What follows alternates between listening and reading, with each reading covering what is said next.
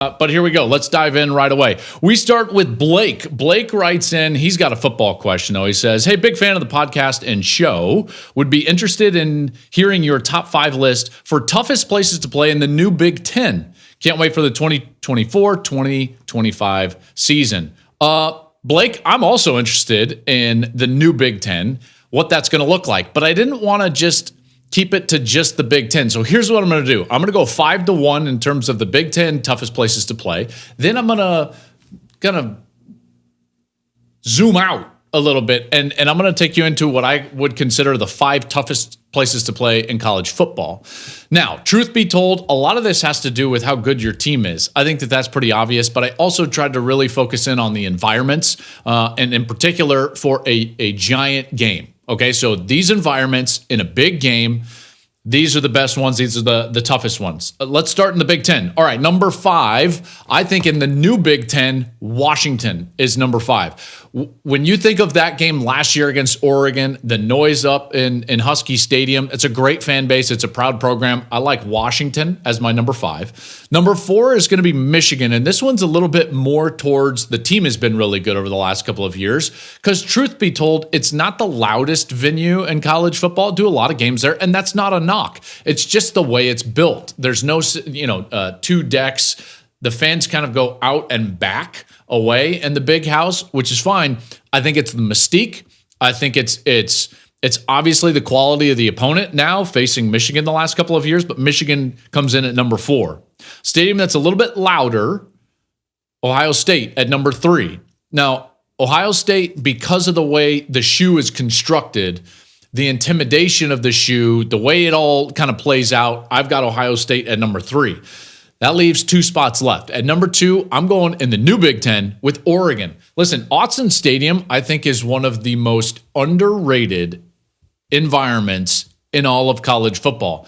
I know it's not a giant stadium in terms of total number of seats, but man, it's loud. And they get going in there. They get going, and they're intelligent. They understand the game. They know when to get loud. And so I've got Oregon at number 2, and I think that the best environment in the new Big Ten is a whiteout at Penn State. So Penn State would be the toughest environment. Every time I talk with anybody who's going on the road, they always say the same thing: Penn State, toughest environment in the Big Ten. So there's that. Now, old school Nebraska would have been on this list, but they're just not tough enough as a team yet. Wisconsin, I thought about Wisconsin. I thought about Iowa. All those places, tough places, but I had to just limit it to 5. So let's put together all of college football. Let's widen out, okay? Zoom out a little bit. 5-1 toughest environments in college football. 5, Clemson. They had a stretch where they went 62-1 at home from 2013 to 2022. That's ridiculous. So yes, it's a combination of their team has been really good, but that's also a place that's just ridiculously tough to play. Great environment there. Number 4, one of the ones I just mentioned, Oregon. Again, one of the most underrated home field advantages in all of college football. It's loud, it's terrific, great fan base. That's number 4. Number 3 is Bama. I think Bama is intimidating for a lot of different reasons. 1, it's Alabama. 2, there's 100,000. And 3, like, they just don't generally lose there. They really don't. That's what made Texas's win there last fall so impressive and should have opened our eyes up to how good Texas was going to be for the remainder of the season. Leaves 2 spots left. Number 2, Penn State. That whiteout environment again in a big game. It's really tough to beat. There's only one thing that beats it, and that is LSU at night. LSU at night, even though, truth be told, I haven't called a game at LSU, in particular at night, but just watching it, talking with people around the sport, LSU, that's the toughest road environment in college football. So, Blake, appreciate your question, man. Very good one. All right, Bailey writes in. Bailey says, recently I graduated college with my MBA and I found my first career at a company with great people with great morals and ethics. That's awesome, Bailey. I'm happy for you about that. He said, I played baseball in college and sometimes struggle finding the same itch and passion. I totally understand that as well. My question is for you and your time. How did you cope with college sports being over? And how did you find your passion in what you wanted to do in life? I would really love to hear your advice and how you handled being a recent grad.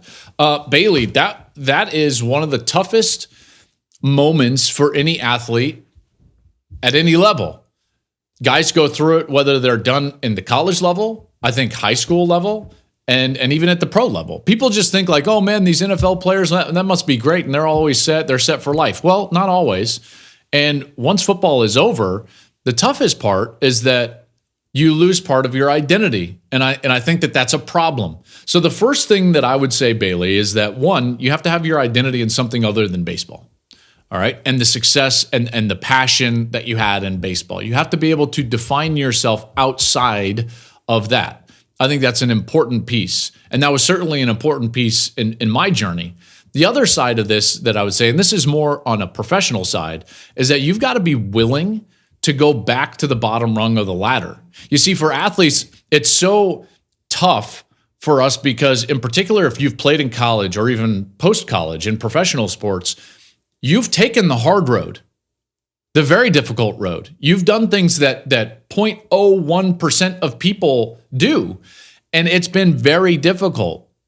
And the thought of going back to the beginning, it's like, oh man, it like blows everybody's mind. No, I don't want to go back to the beginning. You've got to be humble enough and be willing enough to go back to the beginning.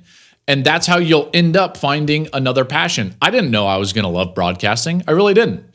And all of a sudden, I found myself doing to be honest with you, kind of a low rent radio show in Denver. Not many people were listening. Me and my partner would have to set up our own remote shows. And one time a Taco Bell paid us to do a show in downtown Denver from the Taco Bell.